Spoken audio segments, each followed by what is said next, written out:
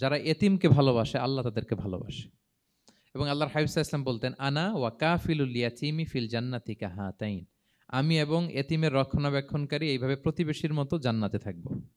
এই দুই আঙ্গুলের মাঝে যেমনি গ্যাপ নাই, আমার আর এতিমের রক্ষণাবেক্ষণকারী তার বাড়ির মাঝখানে কোনো গ্যাপ থাকবে না জান্নাতে। We will be neighbour in paradise. জান্নাতে এরকম আমরা কাছাকাছি থাকবো। আল্লাহু আকবার পড়েন। তাহলে এতিমের রক্ষণাবেক্ষণকারীকে আল্লাহ তাআলা ভালোবাসেন। যারা এতিমকে পছন্দ করে না, এতিমকে তাড়িয়ে দেয়, তাদেরকে আল্লাহ পছন্দ করেন। আল্লাহ তাআলা বলেন, আরাআইতাল্লাযী ইউকাযযিবু বিদ্দীন ফাযালিকাল্লাযী ইয়াদুউল ইয়াতীম। যারা আখিরাতকে অবিশ্বাস করে তারাই এতিমকে ঘাড় ধাক্কা দিয়ে তাড়িয়ে দেয়। কোনো বিশ্বাসী কখনো এতিমের সাথে খারাপ আচরণ করে না। আপনাদের যাদের মন শক্ত, অনেকের চোখ দিয়ে পানি নামে না। আমার এক আত্মীয় আছে খুব আল্লাহওয়ালা, আমার জীবনে এত আল্লাহওয়ালা আমি দেখি নাই, কিন্তু ওনার চোখ দিয়ে পানি নামে না।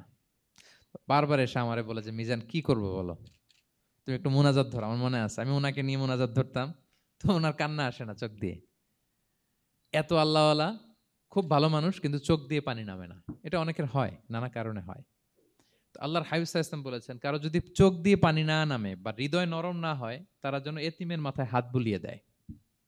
এক সাহাবী এসে বলেন, ইয়া রাসূলুল্লাহ, আমার হৃদয়টা বড় শক্ত, হৃদয় নরম হয় না। রাসূল সাল্লাল্লাহু আলাইহি ওয়াসাল্লাম বললেন, তাই? আতুহিব্বু আন ইয়ালিনা কলবুক, তুমি কি চাও তোমার হৃদয় নরম হোক, ওয়া তুদরাকা হাজাতুক, এবং তোমার আশা পূরণ হোক? তিনি বললেন, হ্যাঁ। তখন রাসূল সাল্লাল্লাহু আলাইহি ওয়াসাল্লাম বললেন, ইরহামিল ইয়াতীম, এতিমের উপর রহম করো। ওয়ামসা আলা রাসি, এতিমের মাথায় হাত বুলিয়ে দাও। ওয়া আতইমহু মিন তুআমিক, তোমার খাবার এতিমকে খাওয়াও। তালিনু কলবুক, তোমার অন্তর নরম হবে। তুদরাকা হাজাতুক, তোমার ইচ্ছা পূরণ হবে। তাহলে হৃদয় যদি শক্ত থাকে, কার মাথায় হাত বুলাবেন? বুলাইছেন কখনো? খুঁজে খুঁজে হাত বুলাবেন।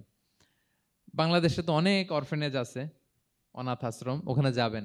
সুযোগ হলে একদিন যে একটু লাঞ্চ করলেন ওদের সাথে বসে, ডিনার করলেন, একসাথে খেলেন, ওদের মাথায় হাত বুলিয়ে দিলেন, সাধ্যমতো কিছু উপহার হাতে তুলে দিলেন, আপনার ইচ্ছা পূরণ হবে আর আপনার হৃদয় নরম হবে ইনশাআল্লাহ। আর এতিমকে আদর করা মানে নবী সাল্লাল্লাহু আলাইহি ওয়াসাল্লামের প্রতি ভালোবাসা দেখানো। কারণ আমার নবী এতিম হয়ে বড় হয়েছেন। এতিমের প্রতি ভালোবাসা প্রকারান্তরে নবী সাল্লাল্লাহু আলাইহি ওয়াসাল্লামের প্রতি ভালোবাসা দেখানো হয়, কারণ আমার নবী এতিম হয়ে বড় হয়েছেন। সুবহানাল্লাহ। কিন্তু তার বিপরীতে আমরা সমাজে কি দেখি? এতিমের মাথায় হাত বুলানো তো দূরের কথা, এতিমের সম্পদও খেয়ে ফেলে অনেকে। হ্যাঁ, এরকম আছে না? এতিমের সম্পদ দেদারসে গিলতেছে।